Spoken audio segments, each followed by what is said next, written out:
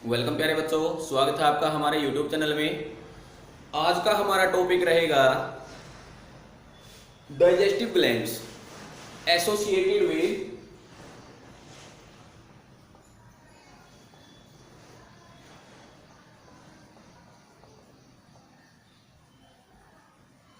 Elementary canal.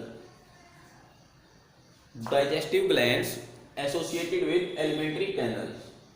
Alimentary canal जो हमने पिछली वीडियो में किया था, उसके साथ कौन कौन सी ग्लैंड्स है जो जुड़ी हुई है और वो अपना काम करती है, डाइजेशन में हेल्प करती है। तो आइए देखते हैं। तो जो हमारा एलिमेंट्री कैनल के साथ एसोसिएटेड ग्लैंड है वो बेसिकली 3 ग्लैंड्स हैं। कौन कौन सी है? सलेवरी ग्लैंड्स, लीवर और पैनक्रियाज, जिसका हमने डायग्राम में भी देखा था लीवर और पैनक्रियाज कहाँ पे प्रेजेंट होते हैं। तो जो सलेवरी ग्लैंड्स है ये हमारे जो बकल कैविटी है बच्चों वहां पे प्रेजेंट होती है। जो सलेवरी ग्लैंड है वो बकल कैविटी में प्रेजेंट होती है और इनके अंदर से सलाइवा निकलता है। सलाइवा एक लिक्विड होता है जिसके अंदर बहुत सारे एंजाइम होते हैं। बेसिकली वो जो स्टार्च होता है हमारे फूड के अंदर उसको शुगर में कन्वर्ट कर देता है। ठीक है, तो एक मेन जो एंजाइम है इसके अंदर वो होगा अमाइलेज।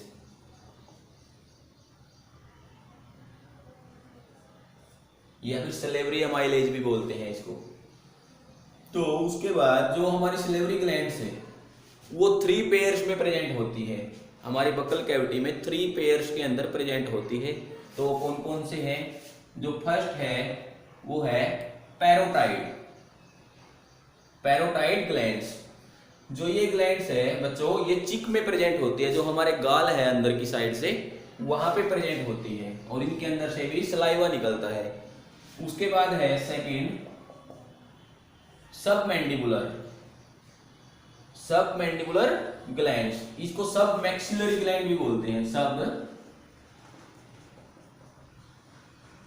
मैक्सिलरी, ठीक है। सब मैक्सिलरी और सब मैंडिबुलर एक ही मतलब है।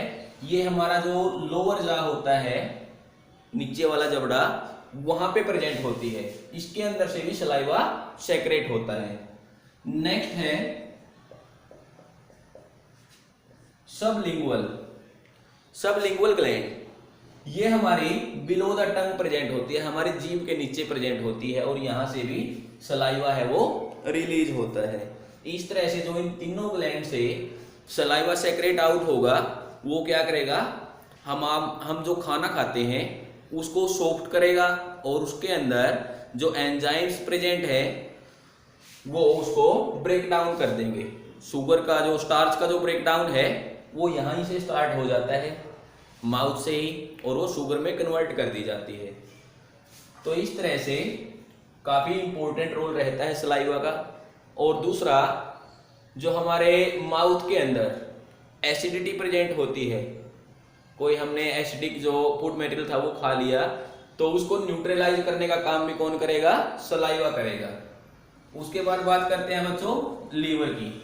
जो लीवर है वो हमारी बॉडी की सबसे बड़ी ग्लैंड है, लार्जेस्ट ग्लैंड।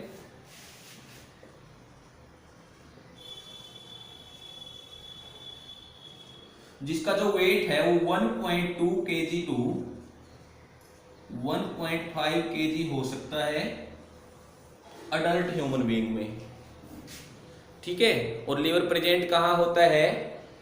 जो हमारा स्टमक है, स्टमक के अपोजिट साइड में, यानी कि राइट साइड में, बिलो द डायफ्रेम। डायफ्रेम के नीचे और राइट साइड में एब्डोमेन कैविटी में, तो वहां पे प्रेजेंट होगा।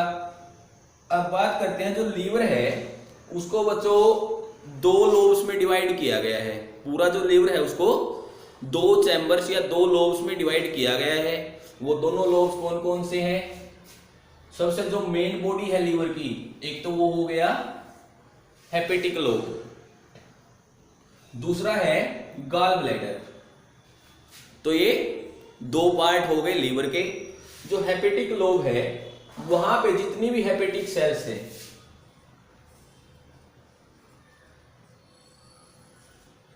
वो क्या करती है? एक दूसरे के साथ ग्रुप में रहेगी और एक कोड बनाएगी, एक कोड बनाती है जो यहां पे दिखाई दिया है। इस कोड में क्या होगा, जो ये हेपेटिक कोड बनेगा, यहीं से जो एंजाइम्स है या बाइल जूस है वो रिलीज होगा। और जो ये हेपेटिक कोड बनेगा, ये कोड एक जो थिन लेयर होती है कनेक्टिव टिश्यू की, thin layer of connective tissue,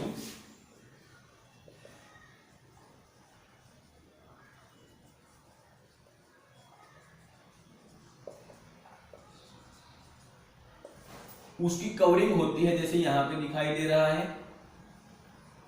जो हेपेटिक कोड है उसके ऊपर पूरे लेवर के अंदर ऐसे ही कोड होते हैं, तो उसके ऊपर एक थिन कवरिंग होती है कनेक्टिव टिश्यू की, जिसको हम कवरिंग होने के बाद ये ऐसे कैप्सूल की शेप में आ जाते हैं, ऐसे रहेंगे पूरे लेवर में ही, ठीक है, अलग अलग कोड बने हुए।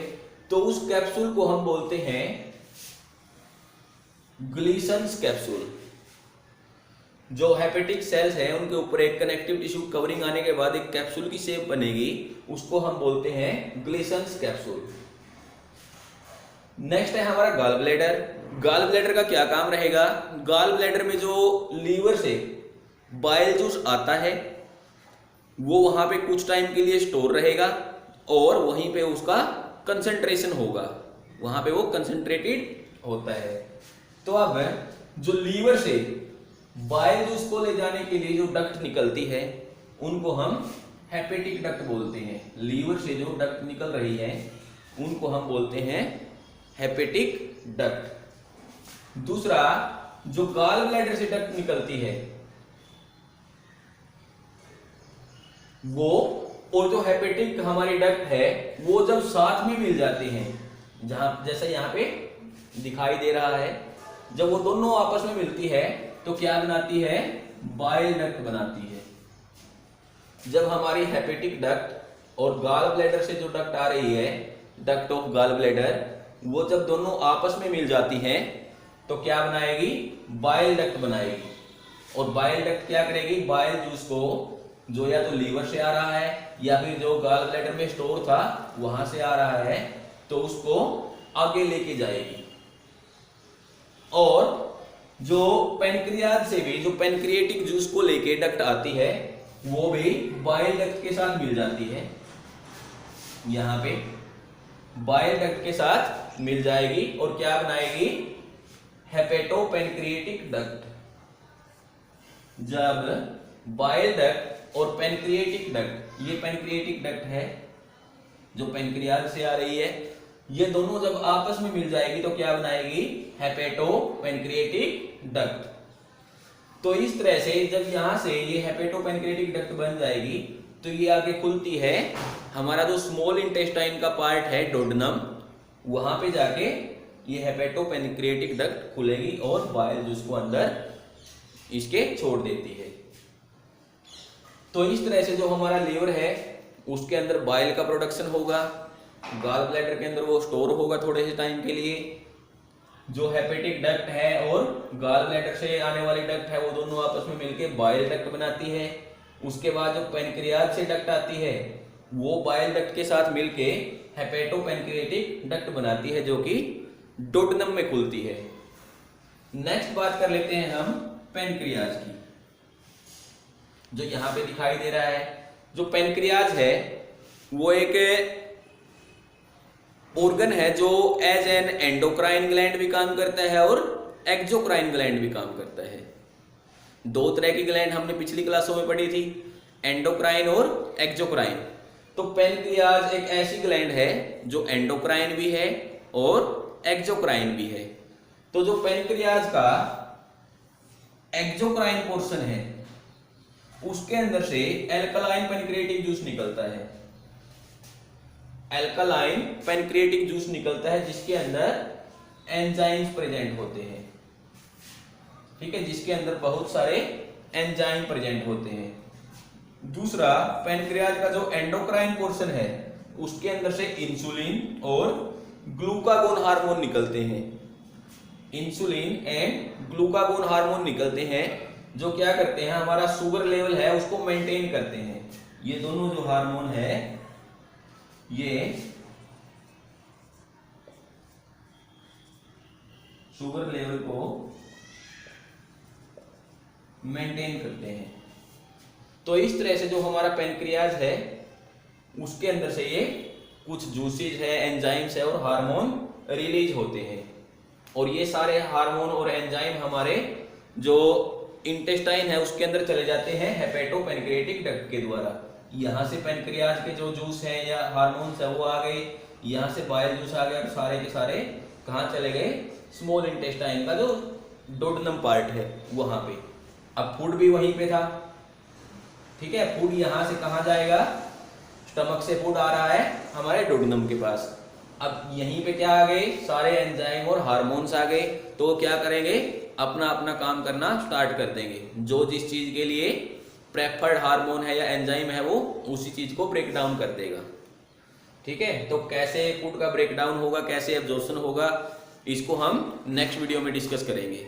तब तक के लिए thank you and have a nice day.